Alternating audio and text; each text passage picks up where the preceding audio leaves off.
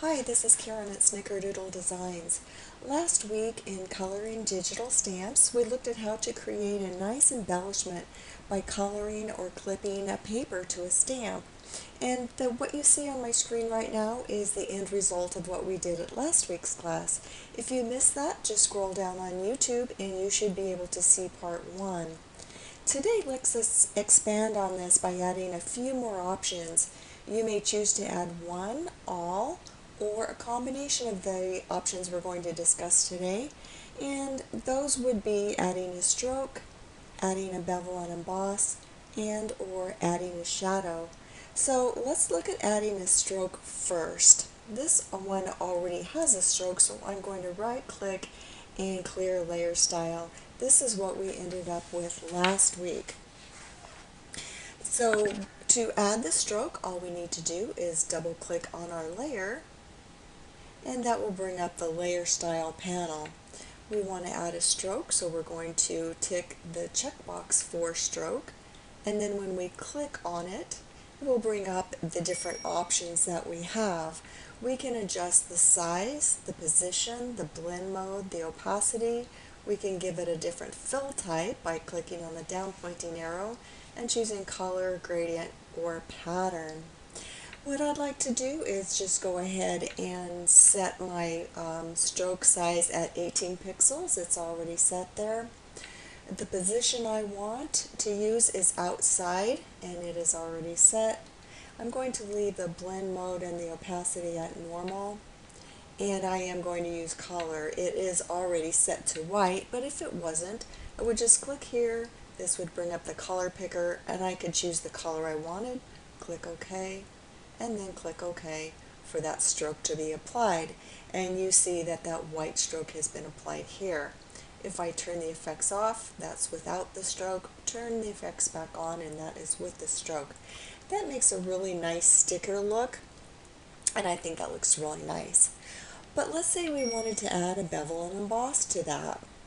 What we would need to do again is bring up our styles panel, and we would do that by clicking on the layer again,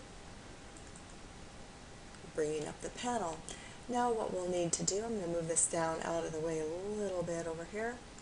Click on the bevel and emboss, and you see, actually let me bring this up a little bit more so you can just see it a little bit better. And I did something there, so I'm going to do Control Z to undo that. Bring that panel back up again and click on bevel and emboss. Keep your eye on this leaf right here, and you can see that a very small emboss style is put on that. I'll bring it up just to show you. You can see that it does increase it. And bring it back down, and it makes it go a little bit smaller. I think I had that at 429 or 439, and that's good enough right now. Now you can experiment with the different styles of bevel. You can click on this down pointing arrow to get outer bevel, which is what we have selected here. You can go to inner bevel, and you see that does change it slightly. We can go to emboss, pillow emboss, and stroke emboss. And those all give you different looks. I think I'm going to go with the, let's go with the inner bevel. I think I like that. It gives it a nice defined look. I'm not going to pay attention to this right now. We will touch briefly on that in a few minutes.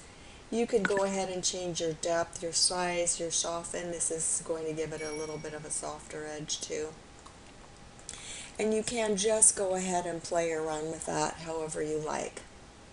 Now, if you noticed, I'm going to click OK on this just to get this out of the way.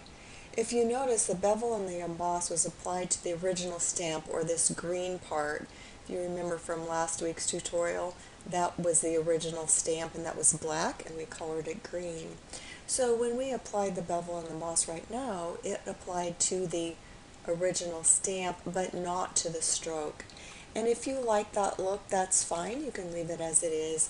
But what if you wanted the whole embellishment with the stroke to have that bevel and emboss layer? Well, we can do that. So let's show you. Let's go and bring this up so you can see that a little bit better. And let's go ahead and make that whole embellishment have that embossed look. We can go ahead and turn that off, or we could just delete it if we wanted, but turning it off is just fine. And then if I right click on a layer, I will come up to rasterize layer style. Photoshop Elements users, you will right click to get simplify layer. By doing that, it gets rid of the stroke as a style and it incorporates it into the whole element. So if I turn the icon off, you can see now that the stroke and the stamp are one piece. And now we would go ahead and click on the layer style to bring up our layer options. Go ahead and click on Bevel and Emboss, and now we have the Bevel and Emboss on the whole. You can't see that. You can see that we have the Bevel and Emboss on the whole unit. If I turn it off, you can see the Bevel and Emboss goes away. If I click it, you see that it is on. And again, you can go ahead and play with this as much as you want to get whatever look that you like. Let's go ahead and just leave it right there is fine for now. And click OK. So now we have a nice little embellishment on this whole element. Bring this back up again. I'm going to show you one thing.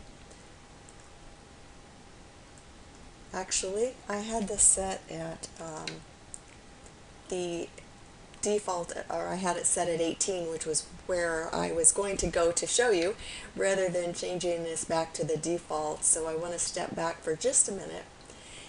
If I apply the bevel to this embellishment, this by default in the shading, the highlight and the shadow mode are set at 50%, and this is the look that you will get.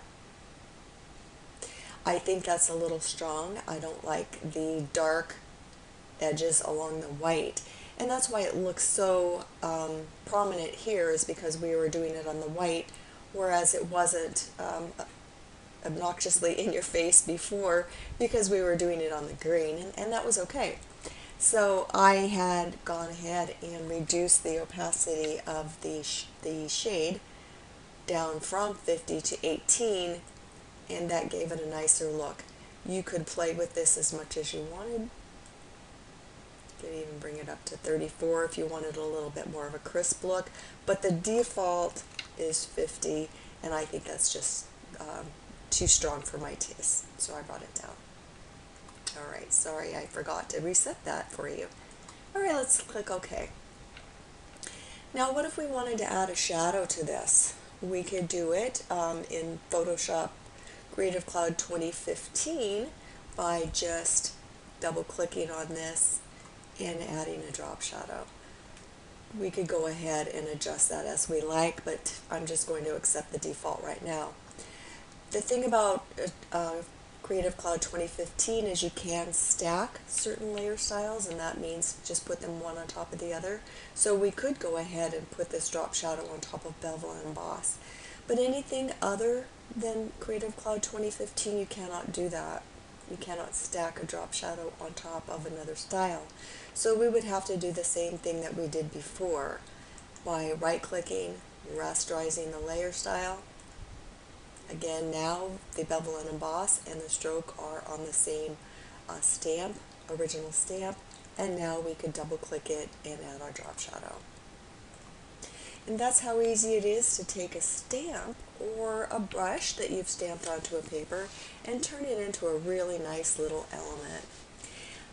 Next time you see a stamp and a brush, try to visualize what it might look like if you go ahead and do some extra work on it. And I think that you will be surprised at how creative you can be with just these few little tips. Thanks for stopping by, and I hope to see you next week.